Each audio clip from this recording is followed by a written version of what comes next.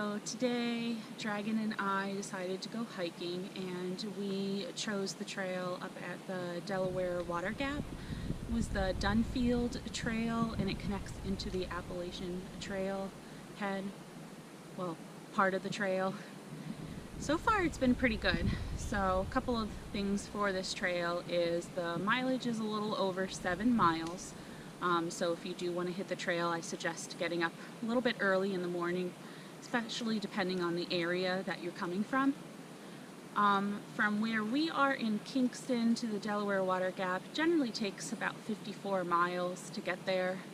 The parking lot was full at the trailhead, so we had to park down at the visitor center and walk to the trailhead, which takes about 5 to 10 minutes. Coming up to the pond, we wanted to see the Sunfish Pond. Coming up to it, it started off really easy. There are 5 crossings of water that we had to go over, and then there was a steep incline to get to this part. But then once we leave here, it'll be just like a downwards to go back to the parking area. So a couple things is the trail handicapped accessible? I would say it is not. If you're a wheelchair or have a limitation of that sort, this is not a trail that you'd be able to go on. Hiking alone or in a group, you can definitely do this trail alone. It's so popular that I don't see any reason as to why you couldn't do this alone. It is a lot more fun in a group or with someone else, so that's something that you may want to consider. And then other than that, it's been a pretty good trail. It's a great day. It was calling for rain and cloudy weather, but there's no rain or many clouds up here. But other than that, it's been a pretty good hike. So I'll show you some video footage of the trail and those water crossings, and we'll go from there.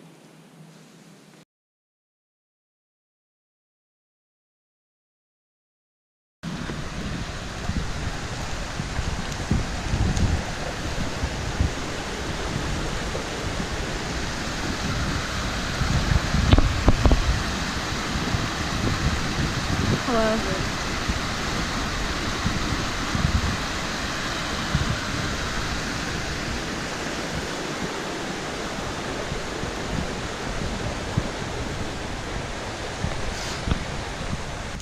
The terrain so far isn't that bad on this trail, which I like.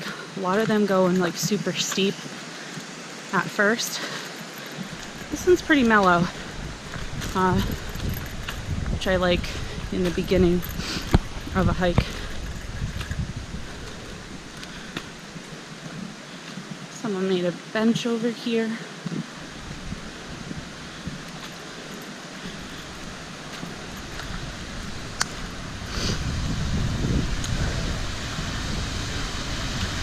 So you could sit and look at the falls.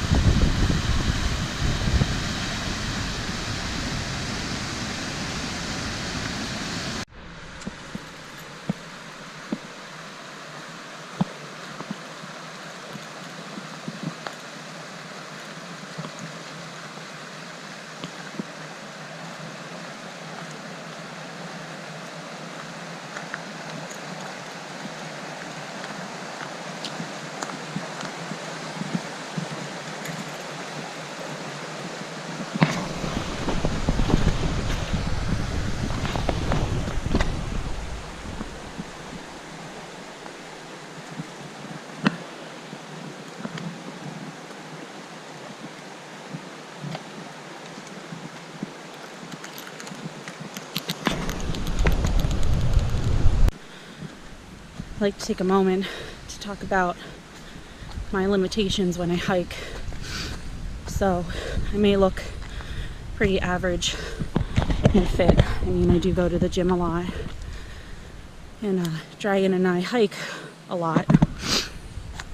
But a few years back, I severely broke my ankle. I shattered the ball joint to the point where took 6 months to recover and walk again because I have a plate, 12 pins, and 2 screws in my ankle. So when I first started talking to my doctor back with getting active again, out in with gym, hiking outdoors and everything, they definitely did not see an issue with me going on trails, but I do still have to be cautious. Pivoting in my ankle is not the greatest. Sometimes going uphill, my ankle likes to lock. The cushioning between the joints of my ankle has completely diminished, so it's kind of like bone rubbing on bone. So a lot of the times when I go hiking, the first question I'm asked is, how do you do it? Aren't you in a lot of pain? And a lot of pain is really hard to really think about and answer. They're looking for me to probably say maybe like yes or no, not at all. But when it comes down to being truthful, I've been through so many different accidents in my life that when I'm asked, does it hurt a lot? No, it doesn't. Does it inflame and flare up, swell like a ball, like swell up like I swallowed a baseball in my ankle? Yes. But there's ways that I can help my ankle for hikes like this, for instance. And one of those is, I take an anti-inflammatory before doing a hike to help me while on the hike afterwards for like recovering from the hike. But when I'm on the trail, a lot of things I like to ask myself for people when they're like, how do you do it? Is I'd like to go over like what trails I think are okay for my ankle, because there might be other people out there with limitations who they might have a doctor who like tells them that they can do it, but if you're like me and you look at videos, you're like, I don't know if I can do that. And you might be able to do it, you just don't know. So a lot of my day hikes, what I'm thinking about doing is letting you guys know, as far as limitations go, if you have like any joint problems in like the knee, leg area, or fitness problems, or in my instance, the broken bone and plates in the ankle, of what trails I think are like an easy, moderate, or really hard, and I just recommend you don't do it. I mean, I hike a lot in the northeast Pennsylvania area, up in northeast New York, in the New Jersey area, the tri-county types areas is where we hike. So I mean, if you're in that area and you have some type of limitation or disability and you're not sure if you can do a trail or looking for a trail, you might want to take a look at some of the trails that I've done. I'll start posting those videos and I'll let you guys know if I recommend them or if they've been really hard and you may want to stay clear from them if you have some type of limitation. So this trail for today, I consider it moderate. Don't consider it easy at all. Easy to me is something that doesn't have a lot of elevation gains, something with, it's more on like the flat basis, kind of goes in like either a nice loop or a nice walk in the woods, kind of like hill-like. But trails that have like an incline or a decline, it's kind of on more of like a steep point, I consider that more of a moderate. And then ones that are like really rocky and the inclines are just super long, And when I find one of those trails, because I have been on some of those trails, I'll let you know that it's hard. And I'm not talking hard hiker wise, I'm talking hard body wise. So as far as body wise goes, this trail is considered moderate. Because of the rocks, my ankle does have to pivot. There are inclines and declines. There's a couple stream crossings, so I mean balance is going to be a key, followed by like proper footwear. Dragon and I have trekking poles, so this trail I would recommend at least one trekking pole. If you're someone who has a lot of limitations, you may want to do 2 trekking poles just to kind of help out. But yeah, that is my limitation and what I so far feel this trail is. Something to keep in mind on this trail is there are 2 cross points.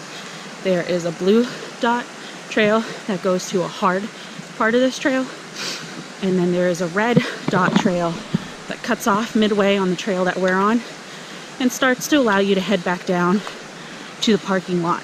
So if it does get to be a little bit too much and you're on this trail, you go on that red dot and go back down, and you probably still did like a good maybe 3-4 miles of a hike for the day.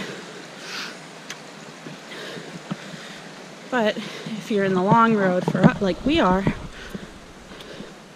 you want to do the full loop we're doing, you'd want to continue on the green, take no runoffs, and go from there. This is what I mean by balance here for this. This trail does have some water crossings, and again, proper footwear is definitely something you do want to consider. I do have hiking boots that are waterproof, which probably would have been a good idea for this trail today. I just didn't really want to do that option, only because they're a little heavy for my feet. And I know that when I do a review on them, I can talk a little bit more about the reasonings as to why I don't like those boots.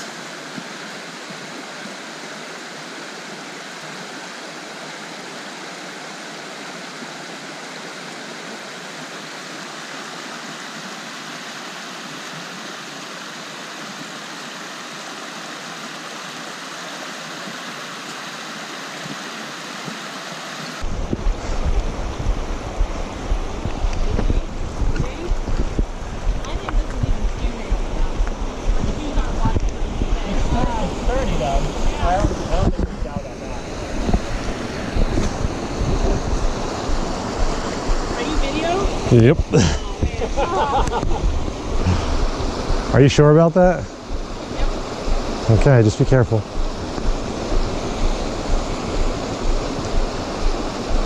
What is it, like trapezing?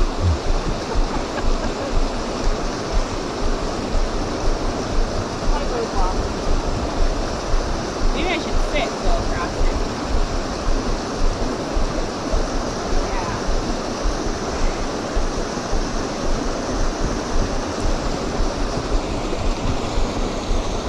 Entertainment for lunch, isn't it? I wasn't expecting it. I will not be joining the circus.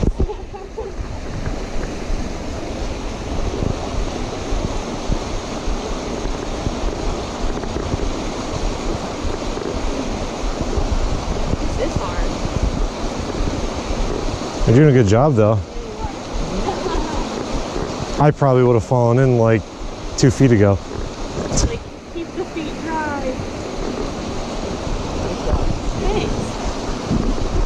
Awesome. Whoop, whoop. Thanks. Enjoy the show.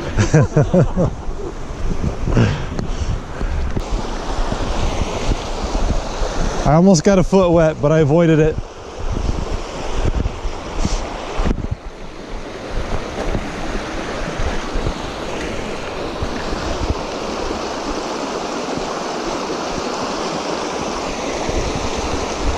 one's a lot better.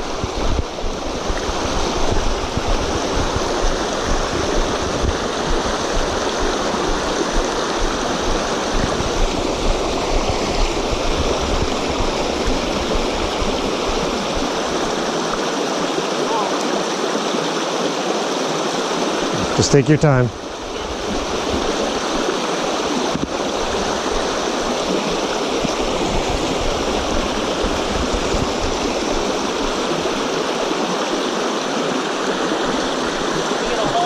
just trying to get to that rock. Yeah. No, the tree's gonna hold you. Don't worry about that. Great. Yeah.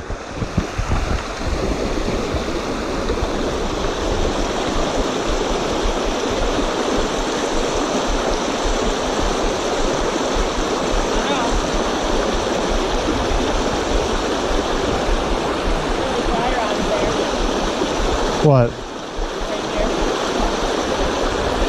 No, you're okay. You're just getting to the thinner part of the tree.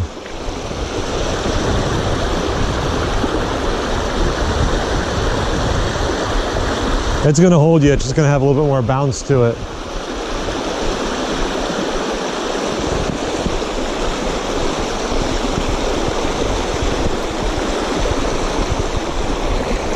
Awesome. There we go.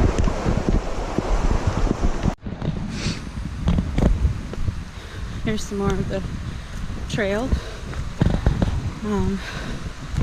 We have gone through 5 water crossings. They were a little rough.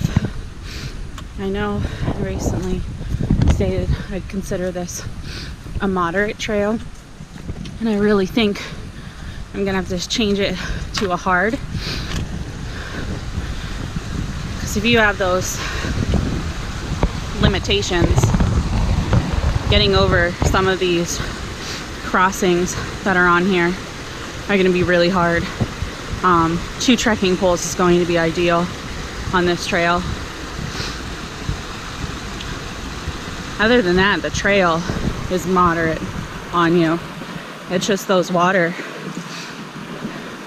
crossings are really hard. The guy said at the beginning that we're still in its off season, so when this starts to dry up a little bit more, it'll be better. But because we're in the type of season that it is now, it is a little hard to do.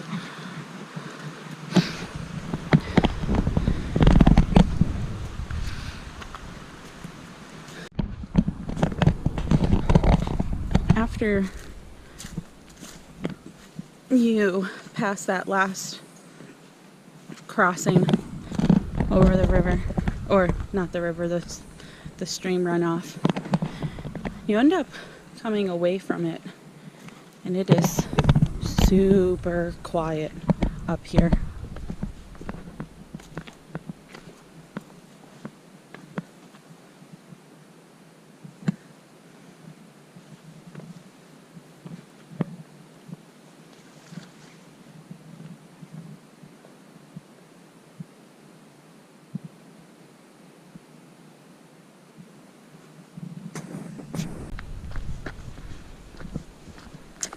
Sunfish Pond has been designated a registered national landmark under the provisions of the Historic Site Act of August 21st, 1935. Whoop whoop. It's nice that the pond hasn't dried up. I know some things, sometimes ponds dry up, or lakes dry up. Kind of takes away from the historic part of it. So let's take a look and see how nice this pond looks. Oh. Ooh. There's a bench over here. Oh.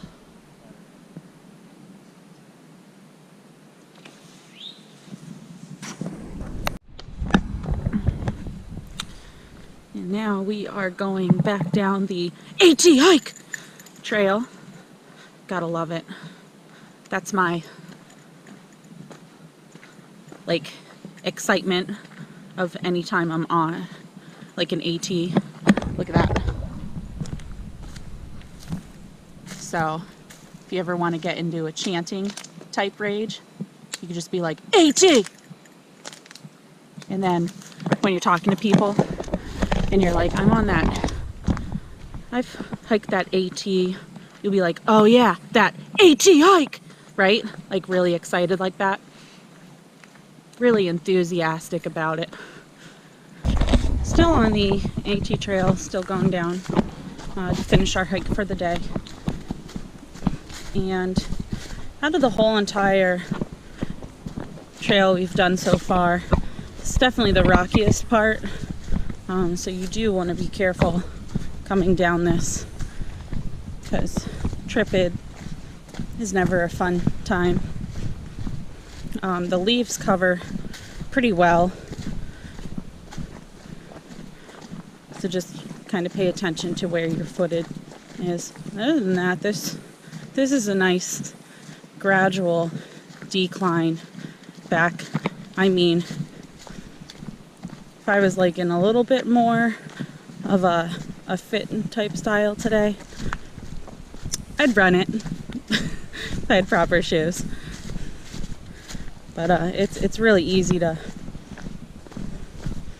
kind of get back some of the time you lost taking your time going over those water crossings and stopping for a snack and taking little breaks. The declines on trails is sometimes where you pick up that lost time and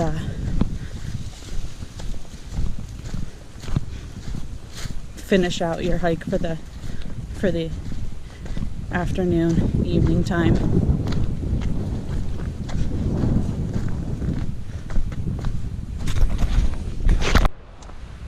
Alright, so Dragon and I are finishing up our hike. Just to recap a little bit, we are up here at Delaware Water Gap. We chose the Dunnfield Trail, which is the green trail, and it goes up to the Sunfish Pond, and then it comes back down on the AT, which is the Appalachian Trail. The markers are white, and then meets down near the parking lot. So easy to navigate for sure. This trail is very well marked, so navigation is something that I know I talk about in my last video and I got lost. This one is so much easier to navigate. Whoops.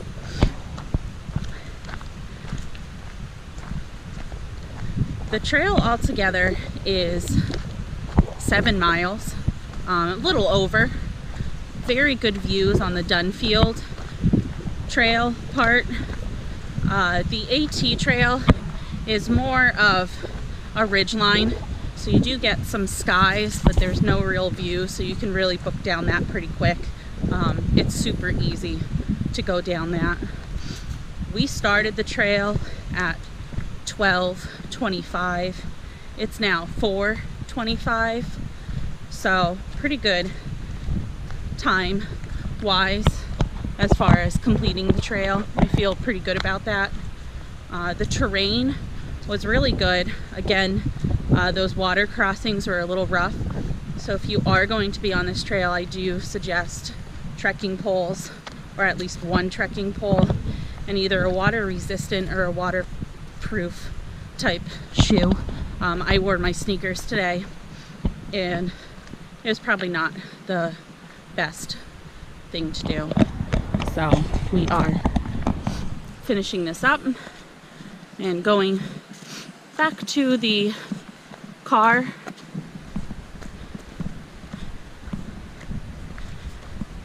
Overall, it was a pretty good hike.